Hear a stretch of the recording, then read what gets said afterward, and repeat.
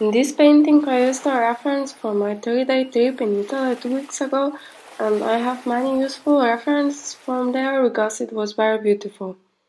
Many of you have asked for a tree tutorial, and I'm not sure I'm best suited for tutorials, but I will try to do my best. I actually filmed the process of this painting a week ago, but couldn't record the voiceover because I was too sick. Well, I still am sick, but I'm better now. Before I show you the process of me painting, I would like to quickly show you how I will make the tree look more real and like the sun is actually shining on it. So let's look at this photograph. That's actually the finished version of this demo we're doing, and it may not be that obvious that the parts of the painting on which sun is shining on them are a lot warmer, but if we compare this sand color with a very neutral color, for example gray, we can see how much warmer it actually is. Now let's also compare this bluish color, and it obviously looks very blue, right? Well, it's actually very close to gray. The reason it appears so bluish is because this color is a lot colder, so it looks very much like a blue compared to this warm beige sand color. So it's all about the comparison. The shadow behind the tree is very important since it lets us know from which direction the sun is shining. It would look like the sun isn't shining at all if we didn't have the shadow anywhere near the bottom of the tree.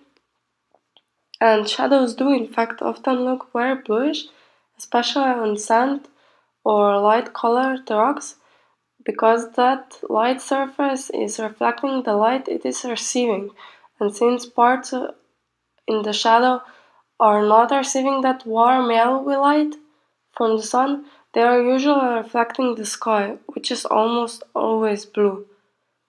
This is why it is a good idea to use similar blues in the shadows as in the sky, because this looks more convincing.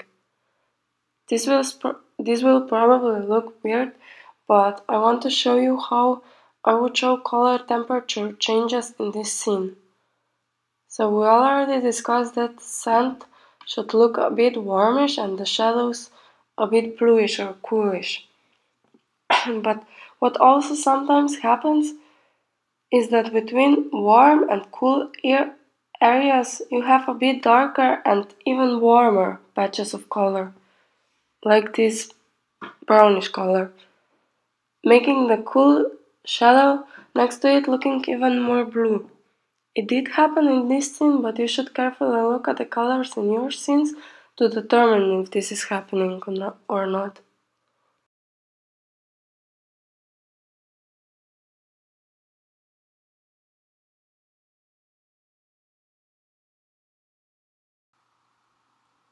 So this is what I wanted to say about the color temperature, and now let's move on to the actual painting.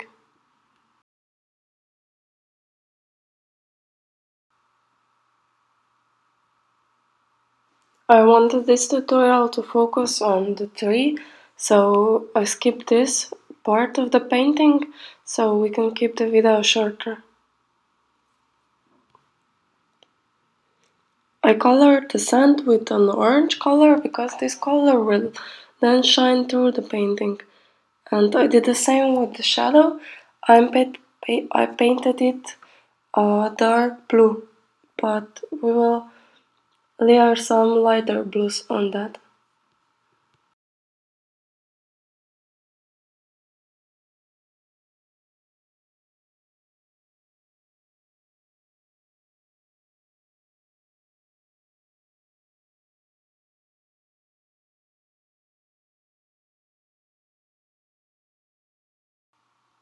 I'm using the side of the pastel to make those three branches because it's easier to do a straight line this way.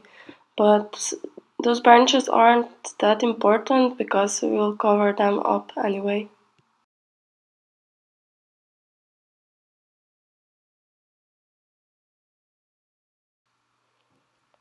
I'm starting with a very dark green color for the lower layers of the tree leaves because this looks more realistic, and we will layer them up with lighter colors, and as we go lighter we should also go warmer, meaning we should choose more yellowish colors or even orangish.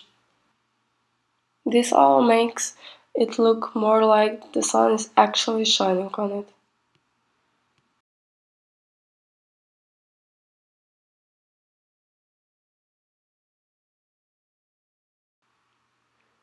I'm just adding in some suggestions on where the branches could be. I'm not actually painting them whole, as you see, just adding some suggestions. We will cover them up with lighter pastels.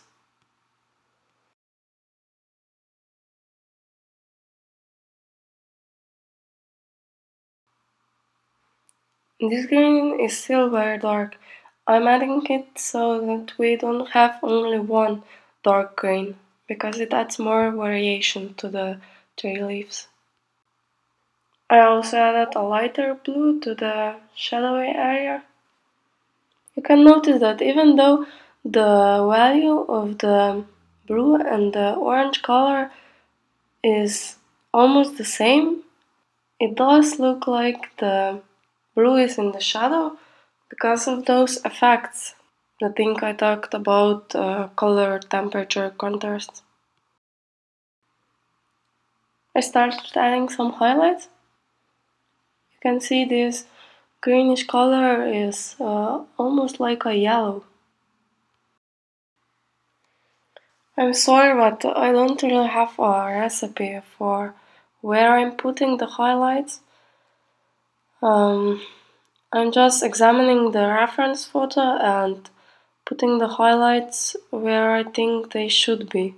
So they are usually on the outer corners of the tree, more on the side that is facing the sunlight. Now I am adding an even lighter color. All the greens I'm using are from Blue Earth, the new pastels I bought like 3 weeks ago, and they were very expensive, probably the most expensive in the shop I was, or rather I ordered from, but they are very soft and luxurious. I like them.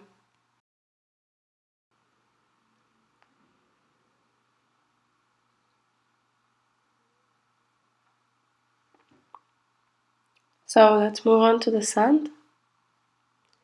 You can see that I'm lightly glazing over them, and by doing this I'm letting the color that was beneath the color I'm using lightly glow through, if you know what I mean. I think this looks really good with pastels. I'm adding just a bit of orange into the painting. I want to increase the contrast a little bit, so I'm adding some darker colors on the parts that are supposed to be in the shadow, but otherwise the painting is almost finished. If you maybe decide to follow this tutorial and paint something like this yourself, please let me know how you did and show me the painting, because I would love to see it.